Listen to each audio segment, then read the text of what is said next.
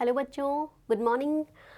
हम स्टार्ट करने वाले हैं चैप्टर 7 के question answers. Chapter 7 theoretical part पे कंप्लीट कर लिया हमने। So let's start question answers. First question is in what ways is a hawker different from a shop owner. Yes, जो हॉकर होता है वो कैसे डिफरेंट है शॉप ऑनर से।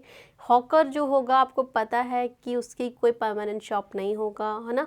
ठीक है, वो अपनी डैडी को एक जगह से दूसरे जगह ले जाकर अपने जो वेजिटेबल्स होंगे या जो भी गुड्स होगी उनको सेल आउट करेगा, जबकि शॉप ऑनर होगा वो उसकी परमानेंट शॉप होगी। ठीक है, और भी बहुत सारी चीज़ें। सो let's start. A hawker is the one who brings his goods on a cart and sells them by going from place to place. Yes, अपने काज को जो है वो एक जगह से दूसरी जगह ले जाकर सेल आउट करेगा चीज़ों को। He does not own a fixed shop, then his items are not generally branded, therefore he sells them at cheap prices. Yes, कोई ब्रांडेड चीज़ उसके पास नहीं होगी तो काफ़ी cheapest प्राइस पर वो चीज़ों को सेल करेगा। On the other hand, a shopkeeper owns a permanent shop either in a market or in a street mall. Yes, जो भी मतलब क्या होगा, शॉपकीपर ऑनर जो होगा उसकी क्या होगी, परमानेंट शॉप होगी। ठीक है, किसी भी स्ट्रीट में या फिर किसी भी मॉल में। He does not go door to door to sell his items, को ज़रूरत नहीं है डोर टू डोर जाने की। Instead customers come to buy their desired items to the shops. His goods are generally checked with the brand, hence costlier that those sold by the hawker. Yes, costly भी होगी उसकी चीज़ें और branded भी होगी, non branded भी होगी। ठीक है, तो इस तरीके से आप डिफरेंस जो है वो कर सकते हैं दोनों के बीच में। Next question is compare and contrast a weekly market and a shopping complex on the following. Yes, इसके इस जो टेबल दी हुई है आपको, इसके बिहाफ पे आपको डिफरेंस करना है किस किस के बीच में, वीकली मार्केट और शॉपिंग कॉम्प्लेक्स के बीच। चैप्टर में मैं आपको अच्छे से बता चुकी हूँ, तो आप अपने जो लेवल पे भी ये कर सकते हैं। सो वीकली मार्केट अगर हम देखें, kinds of goods sold. Yes, किस तरह की जो गुड्स है वो यहाँ पर सोल्ड की जाती है। डिफरेंट आइटम्स और everyday use including food items are sold which are not generally branded and of inferior quality. Yes, food items भी होते हैं, क्लोथ्स भी होते हैं, ठीक है, ग्रोसरी आइटम, ये सारा यहाँ पर जाता है। सो शॉपिंग कॉम्प्लेक्स में आप देखोगे तो different items of everyday use are sold which are generally branded चीज़ें होगी एंड ऑफ सुपीरियर क्वालिटी, और क्वालिटी भी उनकी काफ़ी अच्छी होगी। Some complexes even sell food items of immediate consumptions. Yes, food items भी मिलते हैं कहीं में।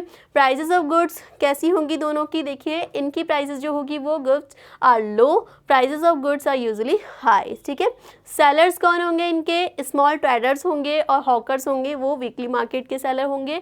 और अगर हम देखें शॉपिंग कॉम्प्लेक्स में सेलर्स कौन होंगे, big business owner and traders.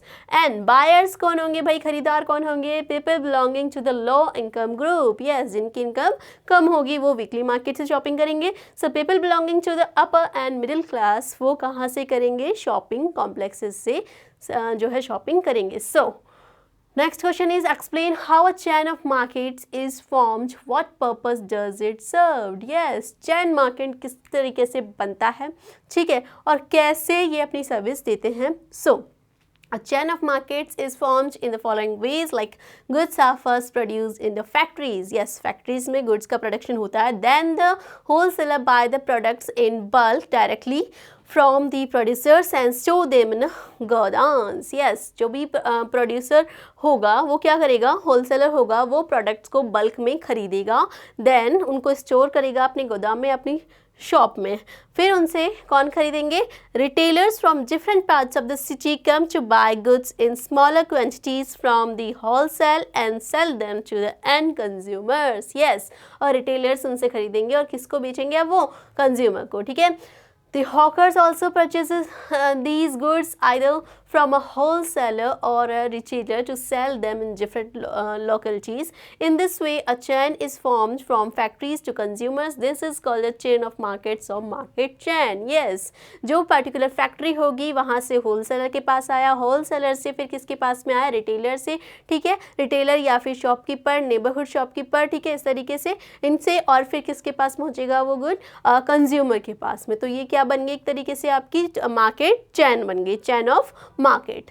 So, chain of market serves the following purposes. Producers and wholesalers need not search for the consumer of their goods. They do not have to sell goods in small quantities. That saves their time and energy. Yes, जो भी producer होगा या wholesaler होगा, उनको भैया कोई भी चीज़ जो होगी बहुत कम क्वांटिटी में उनको ज़रूरत नहीं होती है, उनको बल्क में लेना होता है, ठीक है। इस तरीके से उनका टाइम भी बच जाता है और एनर्जी भी सेव होती है ना, ठीक है। सो consumers can easily buy goods of their needs in small quantities from the nearby shops or markets। और हम जो है वो जाकर उस होलसेलर के पास में नहीं जाएंगे क्योंकि हमें इतनी ज़्यादा क्वांटिटी में चीज़ नहीं चाहिए, तो हम अपनी बगल वाली शॉप से, नेबरहुड शॉप से ही खरीदते हैं, ठीक है।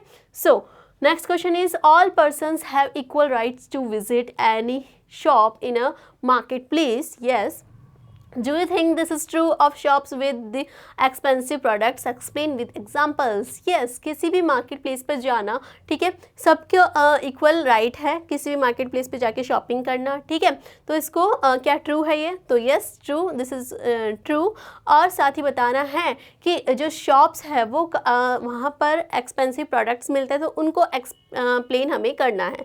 Yes, it is applied to all the shops with expensive products. The shopkeepers are obligated to show the items to all people of any income group। yes, अगर किसी मॉल में low income वाला जो बंदा है वो चला जाए वहाँ पर, तो क्या उसको शॉपकीपर अपनी चीज़ें नहीं दिखाएगा? क्या दिखाएगा, ठीक है, क्योंकि राइट है उस बंदे को जाने का।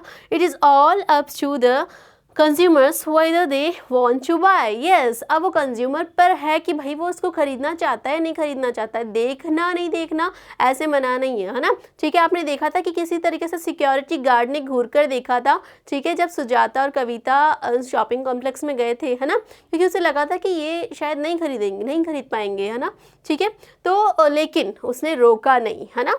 सो the products are not, for example, people of different classes go to the malls, check different items at different shops, but it is not necessary that all of them can afford those items। yes, काफ़ी सारे लोग जो है malls वगैरह में जाते हैं, लेकिन ज़रूरी नहीं है वो सब शॉपिंग करने जाते हों, ठीक है, कुछ विंडो शॉपिंग करके भी आ जाते हैं, ठीक है। सो rather people who belong to low income group prefer to buy the desired goods from local markets। क्योंकि कुछ लोग होते हैं जो लोकल मार्केट से ही परचेजिंग करना ज़रूरी समझते हैं, वहीं से करते हैं, ठीक है। So next question is last question, buying and selling can take place without going to a market place. Explain this statement with the help of examples. Yes, buying और सेलिंग के लिए आपको मार्केट प्लेस पर जाना ही ज़रूरी नहीं है, बिल्कुल नहीं है, क्योंकि आप घर बैठे बैठे ऑनलाइन भी शॉपिंग करते हैं, आजकल ऑनलाइन भी ऑर्डर्स करते हैं, परचेसिंग करते हैं, नहीं करते हैं, सेलिंग भी करते हैं। So, it is correct that buying and selling can take place without going to a marketplace. For example, in this era of online shopping, people can buy all the goods of their needs by sitting at home। घर बैठे बैठे हम shopping कर सकते हैं। So, they can purchase goods online through different payment options like cards, payment apps, cash on delivery, etc। ये सारे options हम use कर सकते हैं। One just needs to place the order and it will be delivered to his or her doorstep। Goods of all types like clothes, shoes, fashion accessories, electrical appliances, all types of food items, vegetables, books, mobiles, medicines, etc। ये सारी चीज़ें हम घर बैठे हुए बहुत type के apps हैं जिनके थ्रू ऑर्डर कर सकते हैं, घर बैठे पा सकते हैं।